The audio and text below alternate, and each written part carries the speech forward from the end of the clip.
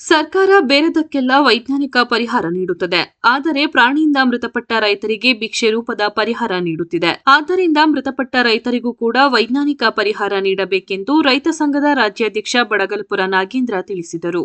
ಅವರು ನಗರದ ಅರಣ್ಯ ಇಲಾಖೆಯ ಎಸಿಎಫ್ ಕಚೇರಿಯ ಆವರಣದಲ್ಲಿ ರೈತ ಸಂಘ ಹಾಗೂ ಪ್ರಗತಿಪರ ಸಂಘಟನೆಗಳು ಹಮ್ಮಿಕೊಂಡಿದ್ದ ಪ್ರತಿಭಟನೆಯಲ್ಲಿ ಭಾಗವಹಿಸಿ ಮಾತನಾಡಿದರು. ಈ ಸಂದರ್ಭ ಶಾಸಕ ದರ್ಶನ್ ಪುಟ್ಟಣ್ಣಯ್ಯ, ಜಿಲ್ಲಾಧ್ಯಕ್ಷ ಹೊಸೂರ್ ಕುಮಾರ್, ಕಲ್ಕುಣಿಕೆ ಬಸವರಾಜು, ರಾಮಕೃಷ್ಣ ತಿಗುಪ್ಪೆ, ಮಹಿಳಾ ಅಧ್ಯಕ್ಷೆ ನೇತ್ರಾವತಿ ಸೇರಿದಂತೆ ವಿವಿಧ ತಾಲೂಕಿನ ಅಧ್ಯಕ್ಷರು, ಕಾರ್ಯದರ್ಶಿಗಳು, ವಿವಿಧ ಸಂಘಟನೆಗಳ ಮುಖಂಡರು ಹಾಗೂ ರೈತ ಸಂಘದ ಸದಸ್ಯರು ಉಪಸ್ಥಿತರಿದ್ದರು. ಕರ್ನಾಟಕ ರಾಜ್ಯ ರೈತ ಸಂಘ ಮತ್ತು ಪ್ರಗತಿಪರ ಸಂಘಟನೆಗಳು ಹುಣಸೂರು ಭಾಗಿದಾರ ಹಾಸಿರೆ ಉಸಿರು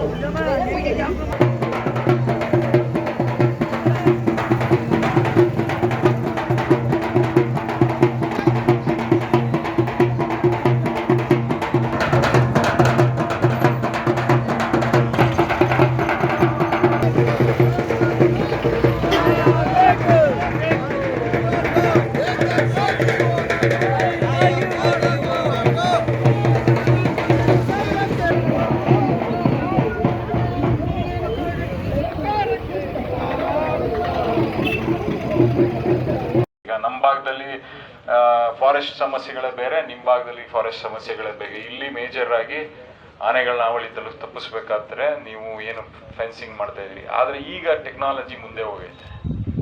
ನೇಚರ್ ಪ್ಲಸ್ ಟೆಕ್ನಾಲಜಿ ಯೂಸ್ ಮಾಡ್ರಿ. ಏನು ನೇಚರ್ ಪ್ಲಸ್ ನ್ಯಾಚುರಲ್ ರೆಪಲೆಂಟ್ಸ್ ನಿಮಗೆ ಗೊತ್ತಿರೋಂಥದ್ದು ಎಷ್ಟೊಂದು ಪ್ಲಾಂಟ್ಸ್ಗಳಿರ್ತವೆ, ಅದನ್ನು ಹಾಕಿದ್ರೆ ಪ್ರಾಣಿಗಳು ಈ ಕಡೆ ಬರೀಕಿಲ್ಲ. ಅದನ್ನೇ ನಾನೇನು ಹೇಳ್ಕೊಡ್ಬೇಕಿಲ್ಲ. ಆನೆಗಳು ಈ ಕಡೆ ಬರಬೇಕು ಅಂದರೆ ಏನು ಜೇನುಗೂಡುಗಳಿದ್ರೆ ಆನೆಗಳು ಬರಲ್ಲ ಅನ್ನೋದು ನಮಗೆಲ್ಲ ಚೆನ್ನಾಗಿ ಗೊತ್ತಿರೋಂಥದ್ದು. ಈ ಥರ ನ್ಯಾಚುರಲ್ ಏನಿದೆ ಅದನ್ನು ದಯವಿಟ್ಟು ಯೂಸ್ ಮಾಡಿ. ಈಗ ಸೆನ್ಸರ್ ಬೇಸ್ಡ್ ಸ್ಟ್ರೋಬ್ ಲೈಟ್ಸ್ ಹಾಕ್ಸ್ಬೋದು. ಬರೀ ಫೆನ್ಸಿಂಗೇ ಬೇಕಾಗಿಲ್ಲ, ಬೇರೆ ಥರದ್ದು ಈ ಟೆಕ್ನಾಲಜಿಗಳನ್ನು ಯೂಸ್ ಮಾಡ್ಕೊಂಡು ನೀವು ಮಾಡ್ಕೋಬೇಕಾಗಿರೋಂಥದ್ದು. ನಾನು ನಿಮ್ಗೆ ಗೊತ್ತಿರೋ ವಿಷಯಗಳು ಇವೆಲ್ಲ. ಇದಕ್ಕೆ ಬಡ್ಜೆಟ್ಗಳು ಇವೆಲ್ಲ ಸರ್ಕಾರದಿಂದ ಕೊಡೋಕ್ಕೆ ರೆಡಿಯಾಗಿದ್ದಾರೆ. ನಿನ್ನೆನೂ ಇದೇ ಡಿಸ್ಕಷನನ್ನು ಮಾಡಿದ್ದೀವಿ. ದಯವಿಟ್ಟು ಈ ಭಾಗದ ಬಗ್ಗೆ, ಈ ಭಾಗದಲ್ಲಿ ಆಯ್ತಿರೋಂಥ ಸಮಸ್ಯೆಗಳ ಬಗ್ಗೆ ಹೆಚ್ಚಿನ ಗಮನ ಹರಿಸ್ಬೇಕು. ಇಲ್ಲಾಂದರೆ ಇನ್ನೂ ಹೆಚ್ಚಿನ ದೊಡ್ಡ ಮಟ್ಟದಲ್ಲಿ ನಾವುಗಳೆಲ್ಲ ಸೇರ್ಕೊಂಡು ಹೋರಾಟನ ಹಮ್ಕೋಬೇಕಾಯ್ತದೆ.